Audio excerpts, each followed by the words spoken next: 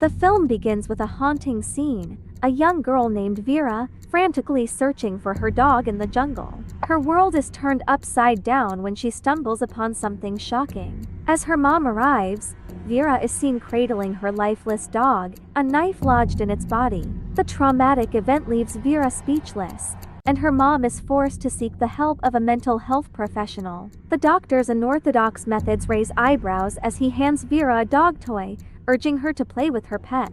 Vera's response is heartbreaking. "My dog is dead. How can I play?" The incident has left her shell-shocked, and she's struggling to cope with the loss. As the treatment progresses, Vera begins to open up, and her mom, Olga, is relieved to see her daughter slowly healing. As the story unfolds, we see Vera and Olga embarking on a new journey, leaving their past behind. They settle into a new home, which Olga has purchased after her divorce from Victor, Vera's father. The house seems to be a fresh start for both Vera and Olga, and they're excited to begin their new life together. However, the tranquility is short-lived, as strange occurrences start to plague them. The lights flicker, and the attic door creaks open, revealing a mysterious box that seems to have appeared out of nowhere. Olga's curiosity gets the better of her, and she discovers a diary and some peculiar trinkets inside the box. As she delves deeper into the mystery, she starts to feel an eerie presence around her. Despite her initial skepticism, Olga can't shake off the feeling that something is amiss. She decides to investigate further, contacting the agency that sold her the house. As she waits for answers, Vera's dad, Victor, arrives to take her away for the weekend. Vera is initially excited but soon becomes disillusioned when Victor reveals that he's planned a visit with his friend instead of their promised horseback ride. As Vera reluctantly leaves with her dad, Olga is left to ponder the strange happenings in their new home. She starts to experience strange headaches and a sense of disorientation, leaving her wondering if the house is playing tricks on her. The stage is set for a thrilling mystery, and as the story unfolds, we're left wondering what secrets the house holds, and what's really going on with Vera and her family. As Olga pondered the mysteries of the house, her phone rang, breaking the spell. The agency was on the line, and they had some surprising news. They had contacted the previous owner of the house, and he claimed that there was no box in the attic. Olga's curiosity was piqued. Whose box was it then? She decided to investigate further and retrieved the diary from the box. As she read through the pages, a chill ran down her spine. The diary belonged to a serial killer, and the graphic details of his crimes made her blood run cold. Olga knew she had to get rid of the box immediately. She placed it outside with the trash, but when she returned to the attic, she was shocked to see the box had reappeared. Olga's nerves were on edge as she tried to process what was happening. Just then, Victor called, his voice laced with concern. Vera had cut his hand, and they were at the hospital. Olga rushed to the hospital, her mind racing with questions. When she arrived, she was greeted by Victor's friend, who explained that Vera had insisted on holding a knife and had accidentally cut Victor's hand. Olga was relieved that the injury wasn't serious, but she couldn't shake off the feeling that something was off. The doctor assured her that Victor would be fine with some rest and bandage changes. As Olga prepared to leave, Victor's friend invited her to stay with them, citing the ongoing housework as a reason. Olga agreed, but it was clear that she was hiding something. The truth about the mysterious box remained locked away, but it was clear that Olga's life was about to take a dramatic turn. As the evening unfolded, Olga, Vera, and Victor converged at Victor's residence. Olga seized the opportunity to query Vera about the incident.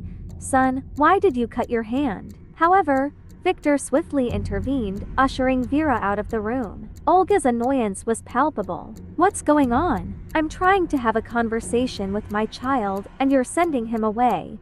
Victor downplayed the incident, attributing it to an accident. Olga's concerns lingered, and she referenced the unsettling incident involving Vera's dog. Victor dismissed her fears, attributing the events to mere coincidence. The following morning, Olga returned home, her mind still reeling from the events. She scheduled a doctor's visit, hoping to gain some clarity on the mysterious box. However, the doctor remained skeptical, and together, they relegated the box to the trash once more. Yet, when Olga ascended to the attic, she was met with a familiar sight: the box had reappeared. The doctor's curiosity got the better of him, and he began to peruse the diary. Olga, meanwhile, found herself drawn into the killer's twisted world, her anxiety escalating with each passing page. The doctor noted the meticulous details, including the victims' names, ages, and timestamps. Olga's investigation yielded no evidence of the murders, leading her to speculate that the diary might be a product of the killer's imagination. As Olga delved deeper into the diary,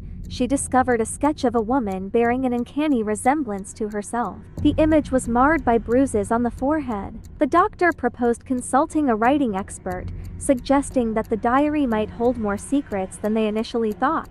Meanwhile, Victor arrived with Vera, and the doctor noticed the bandage on her hand. Vera downplayed the incident, attributing it to a minor accident. That evening, Olga tucked Vera into bed, her mind still reeling from the events. The next morning, she stumbled upon a disturbing drawing in Vera's bag: a sketch of a hand, bleeding, with a knife clutched in the fist. The image sent a chill down Olga's spine, reminiscent of the fateful day her dog met its demise under the wheels of a car. Victor's actions were driven by a desire to help the injured dog. However, when Olga approached the dog, she was met with a horrific sight: a knife lodged in the dog's stomach, a gruesome act perpetrated by Vera. The dog's cries had ceased, and Vera's words, "He stopped crying," took on a sinister tone, implying that she had ended the dog's suffering in the most brutal manner possible. During Vera's therapy session, the doctor probed her about the incident, asking if she thought her actions were justified. Vera's response sent chills down the spine. She had ended the dog's life to spare it from pain, a twisted logic that raised more questions than answers. When questioned about her self-inflicted wound, Vera deftly shifted the blame to Victor's friend, a calculated move that revealed a disturbing level of manipulation. The next day, Olga and the doctor consulted a writing expert, seeking answers about the cryptic diary. The expert's analysis revealed a disturbing narrative. The diary was the work of a female killer, whose writing style and technique hinted at a deeply troubled individual. The expert's words hung in the air like a challenge, leaving Olga reeling with worry. As Olga grappled with the implications, the doctor advised her to temporarily relocate Vera to a safe house. Olga's anxiety was palpable, and the doctor prescribed medication to calm her nerves. However, as she lay in the bath, she began to feel an eerie presence, and a voice seemed to emanate from her room. Suddenly, a figure emerged from the shadows, striking Olga with a vicious blow. As the doctor rushed to Olga's side, she whispered a haunting warning: the killer was in the house. The doctor's search yielded nothing, but the sound of footsteps from the attic sent a chill down his spine. There, he found Olga, injured and shaken, still clutching the diary. Her words sent a shiver down the doctor's spine. The diary now predicted Martin's demise within 48 hours, a gruesome fate that seemed all too real. As Olga delved deeper into the diary, she became convinced that the killer's actions were being dictated by the writings within its pages. The stakes were raised when she discovered a sketch of a woman with a scar on her forehead, identical to the one Olga had recently developed. The doctor was skeptical, but Olga was adamant. The events described in the diary were unfolding in real time. The doctor eventually agreed to help Olga, and together, they set out to find Martin, the man whose fate was sealed in the diary. Their search led them to a restaurant, where they met a woman with a young son named Martin. However, the diary described Martin as a 32-year-old man, leaving Olga and the doctor perplexed. As the hours ticked by, Olga grew increasingly anxious, knowing that time was running out to save Martin. Her concerns were temporarily forgotten when she stumbled upon a shocking scene. Vera, her daughter, was drawing with her thumb and middle finger, a technique eerily similar to the killer's modus operandi. Olga's eyes widened as she realized the implications. Victor's arrival with a gift for Vera, a box that seemed to have originated from the attic, only added to Olga's confusion. As she confronted Vera about the box, Olga's world began to unravel. The diary, once a cryptic puzzle, now revealed a horrifying truth. Vera was the killer, and her innocent facade concealed a dark and sinister future. Olga's despair deepened as she confided in the doctor, showing him the diary's gruesome predictions. The doctor's reassurances offered little comfort, and Olga became determined to prevent Vera's descent into madness. Together, they pored over the diary, searching for clues that might explain Vera's transformation. The expert's words echoed in Olga's mind. The key to stopping Vera lay in identifying the catalyst for her first murder. As Olga navigated this treacherous landscape, she found herself at Vera's birthday party, surrounded by the cheerful sounds of children. Yet, her anxiety lingered, heightened by Victor's friend receiving a pair of earrings as a gift, the same earrings that had been discovered in the mysterious box. Olga's eyes locked onto the earrings, her mind racing with the implications. You see, it all started with those earrings, the very same ones Olga noticed, the ones that tipped her off. She realized they pointed to something dark. Vera's first victim might just be Victor's friend. Olga's mind raced. She saw it clear as day: Vera, growing up with this burning hatred inside her, destined to spill blood for the first time. So, when Olga brought Vera home that day, she made a vow. She'd never let her daughter step foot in Victor's house again. She had to protect her, had to stop her from turning into a murderer. But the weekend rolled by, and Victor wouldn't let it go. He kept calling, pestering Olga to send Vera over. That's when doubt crept in. Maybe she'd gotten it wrong, maybe the first victim wasn't Victor's friend after all. Lost in thought, Olga wandered up to the attic. She stood by an old box and whispered, "I know you're here, Vera. My sweet girl, Mama's here to help. Tell me about this manipulation you wrote about in your diary. I want to save you." Just then, a shadow darted past and a sound echoed from Vera's room. Olga bolted downstairs, heart pounding, but when she reached the door, it slammed shut. "Dear, are you okay? Open the door," she pleaded, knocking hard. Silence. Desperate, she backed up, charged, and burst it open only to crash into Vera, who'd come to unlock it at the same moment. The impact split Vera's lip. Blood trickled down as she crumpled into a corner, sobbing. Olga rushed to her, hushing her gently. "I'm so sorry, dear. I didn't mean it. Forgive me," she said, cradling her daughter. That night, they slept side by side. Olga's life was unraveling. Her books weren't selling, so she started teaching from home to scrape by. Then Victor showed up, fuming. Olga had dodged his calls and kept Vera from him over the weekend. When he spotted the bruise on Vera's face, his temper flared. "What are you doing to my son?" he roared. Vera, caught in the crossfire of their shouting, bolted in fear. Olga stood her ground. "I'm his mother. I know how to care for him, and I'll stop him from becoming a killer," she shot back. Victor stormed off, but he wasn't done. He returned with the police, claiming Olga had violated court orders by keeping Vera. With no choice left, she let Vera go with him. That night at Victor's, as they sat down to dinner, his friend grinned at Vera. "Son, we'll head out tomorrow," he said. Vera's eyes flashed with rage. "You're my dad's friend, not my mother, got it?" she snapped. Victor's face darkened, and he scolded her sharply. Furious, Vera stormed off. Back at home, Olga and the doctor puzzled over what might push Vera to kill. What kind of vibration could flip her life upside down? Suddenly, the ground trembled. Everything shook. Olga thought, earthquake.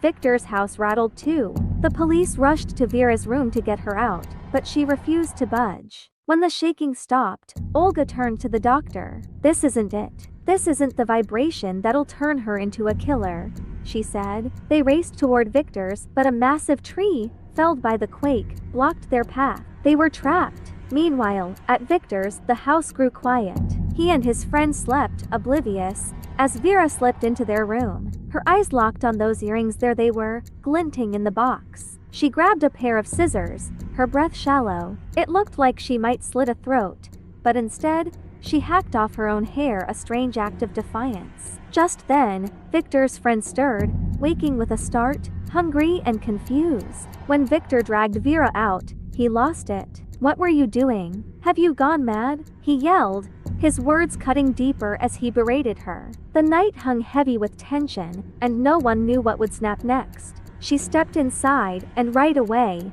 she heard it, a heavy thud, like someone had fallen hard. Her heart raced as she rushed to see what happened, and there it was, Victor's lifeless body sprawled at the bottom of the stairs. Olga's worst nightmare had come true. The fear that murder would stain her life had become real. Nearby, Vera sat quietly by the steps, her face unreadable. It turns out Victor had been relentless, scolding her without end. Fed up, Vera had shoved him in a burst of anger. He'd been teetering on the edge, his foot slipped, and down he went, tumbling to his death. Olga crumbled. Tears streamed down her face as the weight of it hit her. If this could happen, what was next? More blood? More bodies? Despite all her efforts, it seemed no one could keep Vera from turning into a killer. The next morning, chaos arrived: ambulances, police, the whole scene buzzing with tension. The doctor pulled Olga aside and said, "You can't take Vera. There's an investigation underway." Left alone for a moment, Olga saw her chance. She slipped into the car with Vera, heart pounding, and sped off. But this wasn't about saving her daughter anymore. As they drove, Olga's voice trembled. "The one who died was your dad, Vera. I thought you'd become a murderer when you grew up. But here you are, a killer in childhood. I can't let anyone else die because of you. So I've made up my mind we're both done." With that, she floored the gas, aiming straight for disaster. The car flipped, tumbling over itself, and everything went black. When the scene faded back in, Olga was alive barely. Her body ached, cuts and bruises everywhere, but she'd gotten off lighter than she deserved. Vera, though, stared at her with cold eyes. That look said it all.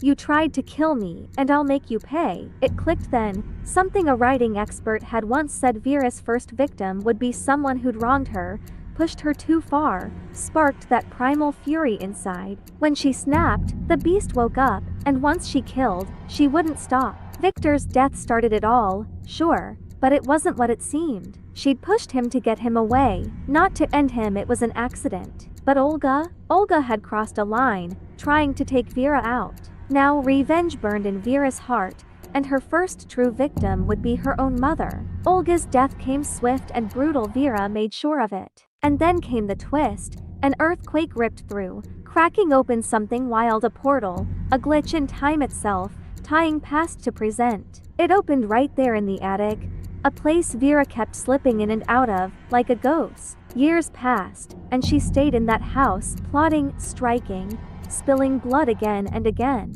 Every dark deed, every twisted thought, she scribbled it all in that diary. That's why this story ends the way it does, with a chill that sticks to your bones. Victor's fall was just the beginning, an accident that lit the fuse. But Olga's betrayal? That turned Vera into something unstoppable. A killer born from rage and ruin, haunting that house and its secrets forever. You are not alone. Someone is watching you right now. If you don't like this video, subscribe and share. You might hear whispers in the dark tonight. Don't risk it. Hit that subscribe button before it's too late.